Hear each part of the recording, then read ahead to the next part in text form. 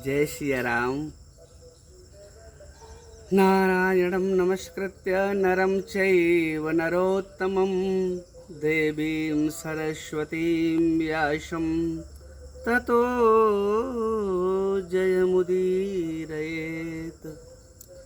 सिया राम मैं सब जग जानी, करऊं प्रणाम जोरि जुग पानी।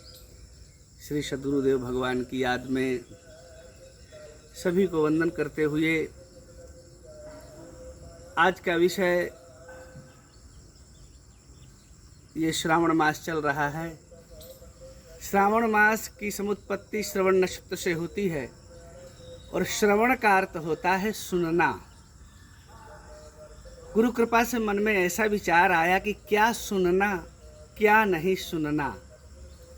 परम पूज्य गोस्वामी तुलसीदास जी महाराज रामचरितमानस में अयोध्या कांड में कहते हैं, जिनके श्रवण समुद्र समाना, कथा तुम्हारी सुभग सरि नाना, भरहि निरंतर होहि न पूरे, तिनके ही तुम कहूँ गृह रूरे।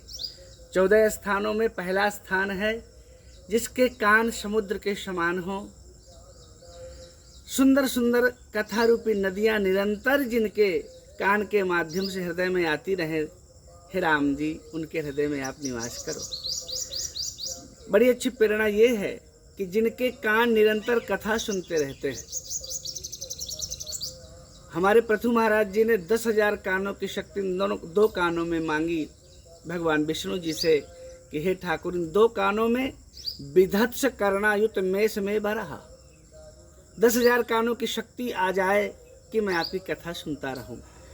तो इस श्रावण नक्षत्र में इन श्रवणों के द्वारा, कानों के द्वारा जो भगवान शिव जी की कथा को, राम जी की कथा को, कृष्ण जी की कथा को, भक्तों की कथा को सुनते हैं, उसी का जीवन धन्य है।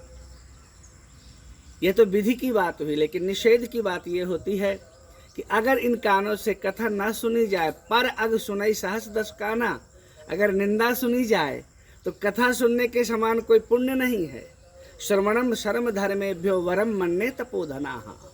इस कलयुग में सेवनीय कथा सबसे बड़ा पुण्य है। इसलिए तो कहा गया, सदा सेव्या श्रीमद्भागवती कथा यस्याः श्रवण मात्रेण हरिश्चित्तम समाश्रयेत। श्रवण मात्र से ही ठाकुर हृदय में आ जाते हैं।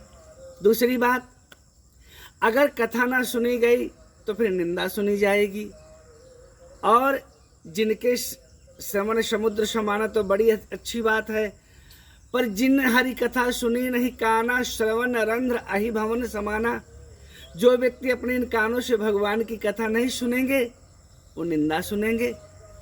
और पर निंदा सम अघ न गिरीसा। संसार का सबसे बड़ा यदि पाप है तो गोस्वामी जी कहते हैं निंदा सुनना है। इसलिए निंदा ना सुने हमारे कान, अच्छी बात सुने, अच्छी चर्चा सुने। इसलिए तो भागवत जी में लिखा गया दूसरे स्कंध में, बिलेवतो रुक्रम विक्रमानीय न श्रृण्वतः कर्णपुटे नरस्य। जिसके कान भगवान की कथा नहीं सुनते वो कान नहीं, वो तो सांप के रहने के बिल हैं। अतः हमें अपने इन 2 पवित्र कानों से भगवान की कथा सुननी है, निंदा नहीं। कल चर्चा करेंगे कि अपनी वाणी से भगवान की कथा कहनी है, निंदा नहीं किसी की करनी है। वास्तव में जो लोग अपने कानों से हरि कथा श्रवण करते रहते हैं उनका समग्र जीवन दिव्य होता है। बहुत सौभाग्य की बात है। आज प्रातःकाल अब हम चित्रकूट धाम के लिए जा रहे हैं। 2-3 दिन संतों का वहाँ दर्शन करेंगे। आप सब दर्शनार्थियों की तरफ से भी संतों के चरणों में प्रणाम करेंगे।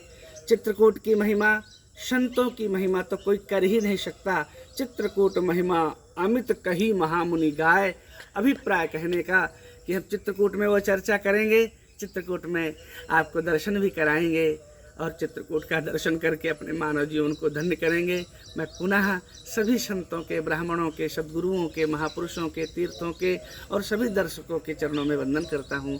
जय सिया राम, जय माता की, जय श्री कृष्ण।